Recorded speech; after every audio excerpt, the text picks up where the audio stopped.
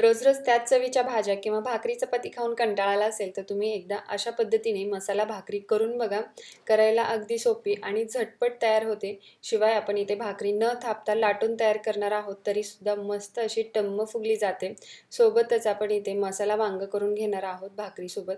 आणि हो, तुम्ही जर आपल्या चॅनलवरती नवीन असाल आणि तुम्हाला जर माझे व्हिडिओज आवडत असतील तर आपल्या चॅनलला सबस्क्राईब करायला विसरू नका. आता इथे एक मध्यम आकाराचा कांदा बारीक असा कट करून घेतलेला आहे मी अगोदरच. आणि नंतर इथे 5-6 वांगे घेतलेले आहेत.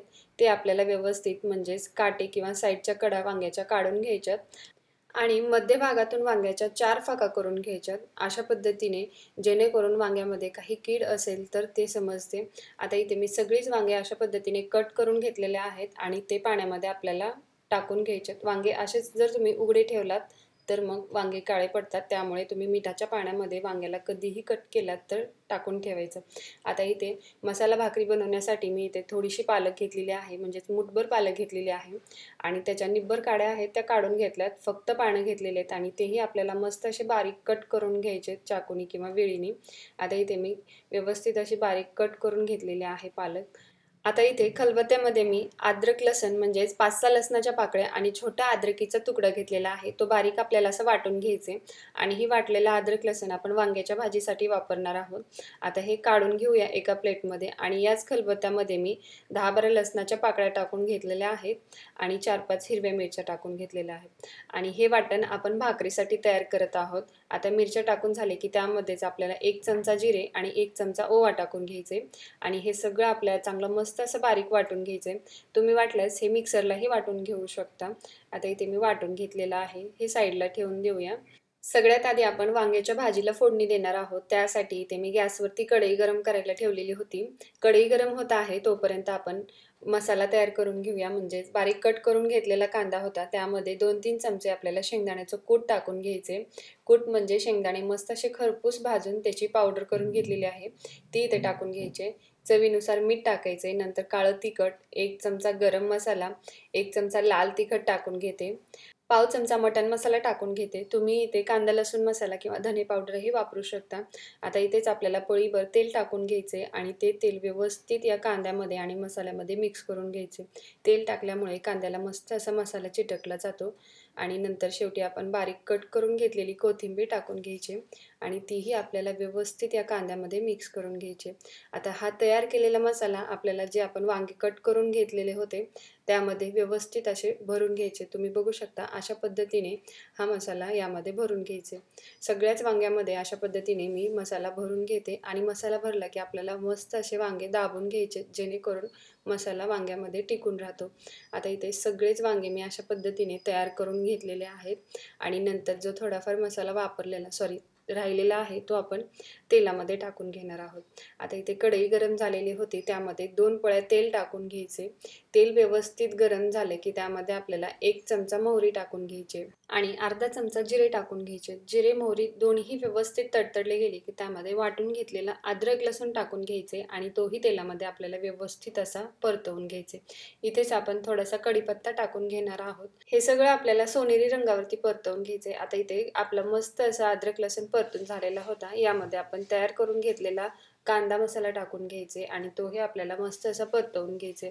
इथेच आता आपण दुसऱ्या गॅसवरती कढई गरम करायला ठेवलेली आहे. त्यामध्ये अर्धा पळी तेल टाकून घ्यायचे आणि नंतर त्यामध्येच आपण वाटून घेतलेला ठेचा म्हणजेच हिरवी मिरची लसण जे आपण वाटून घेतलेलं होतं भाकरीसाठी ते टाकून घ्यायचे आणि ते आपल्याला व्यवस्थित असं परतवून घ्यायचे.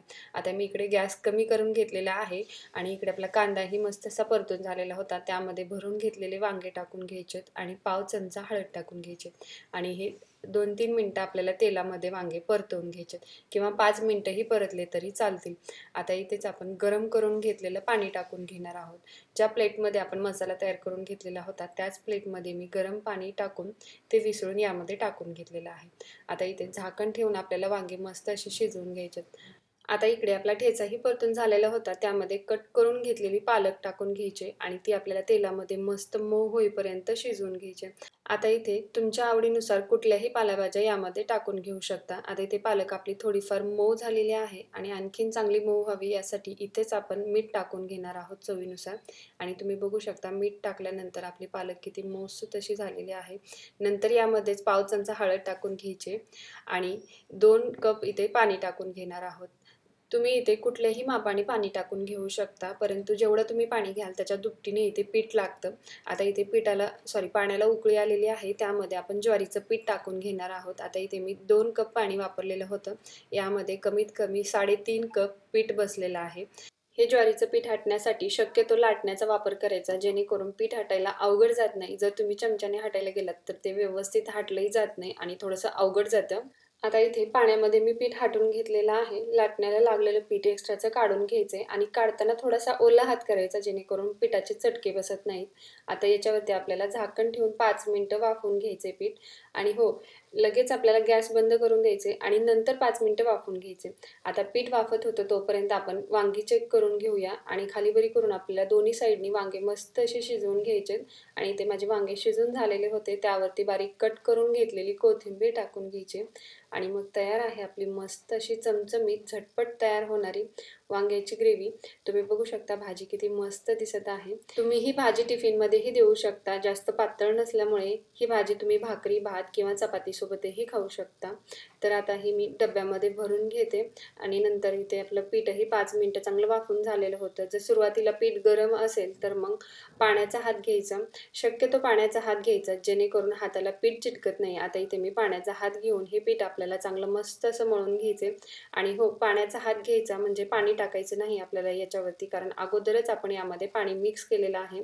जर थोडंसं लागलंच तर मग थोडंसं उगी 2-3 थेंब आपल्याला पाणी टाकून पीठ चांगलं मऊसूत असं हाताच्या दाबाने मळून घ्यायचे. आता इथे मी पीठ मळून घेतलेलं आहे, हे साईडला ठेवून देऊया. आणि आता आपण भाकरी थापायला घेऊया. भाकरी करण्यासाठी तुम्ही लहान मोठा उंडा घेऊ शकता. आता सुरुवातीला ज्वारीचं पीठ आपल्याला अशा पद्धतीने पसरवून घ्यायचे आणि नंतर तुम्हाला पाहिजे एवढा पिठाचा उंडा काढून घ्यायचे आणि त्याला व्यवस्थित अशी गोल थापी करून घ्यायची. तुम्ही बघू शकता अशा पद्धतीने ओला हात करायचा आणि साईडच्या कडा व्यवस्थित करून आपल्याला याची दामटी बनवून घ्यायची. भाकरीची दामटी बनवताना पाण्याचा ओला हात घेतल्यामुळे भाकरी थापताना किंवा लाटताना चिरत नाही.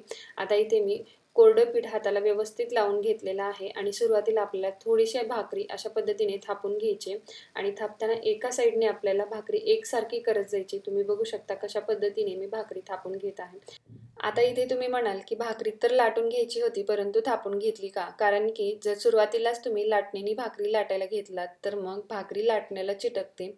म्हणून सुरुवातीला कोरडं पीठ हाताला लावून थोडीशी भाकरी थापून घ्यायची आणि नंतर मग लाटून घ्यायची.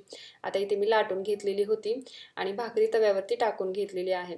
भाकरी तव्यावरती टाकताना खालची साईड आपल्याला वरच्या बाजूनी करायची आणि नंतर आपल्याला अशा पद्धतीने पाणी लावून घ्यायचे.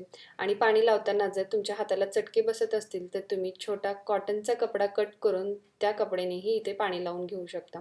आता इथे भाकरी आपल्याला 2-3 मिनिटं पचू द्यायची आणि नंतर मग उलटून घ्यायची. अशा पद्धतीने तुम्ही इथे उलटण्यानेही टाकून घेऊ शकता.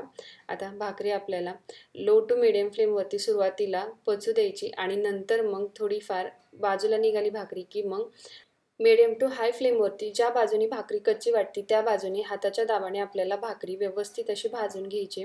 आता इथे मी भाकरी खालच्या बाजूने भाजून घेतलेली होती आणि वरच्या साईडने पलटून टाकलेली आहे. आणि तुम्ही बघू शकता भाकरी पलटून टाकली की किती मस्त अशी टम्म फुगली जाते. अशाच पद्धतीने मी बाकीच्याही भाकरी करून घेते. तर मग तयार आहे आजची आपली मस्त तोंडाची चव वाढवणारी रेसिपी. तुम्हाला कशी वाटली नक्की सांगा कमेंट करून. आणि हो, तुम्हाला जर माझे व्हिडिओज आवडत असतील तर प्लीज आपल्या चॅनलला सबस्क्राईब करायला विसरू नका. जास्तीत जास्त शेअर करा, लाईक करा. आणखीन भेटू अशाच नवीन रेसिपीसोबत. धन्यवाद.